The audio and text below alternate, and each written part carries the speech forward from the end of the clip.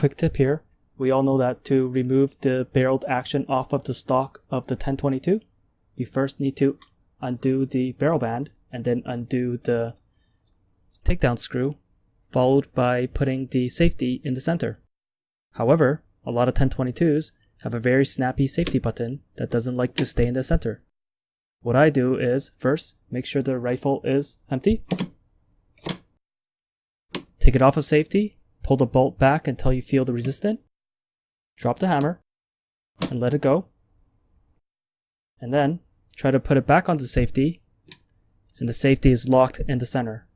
The barreled action can then be easily taken out. As you can see, once the hammer is uncocked, the safety stays in the center very easily. Hope that helped, guys. Comment, like, share, and subscribe, and I'll catch you on the next video.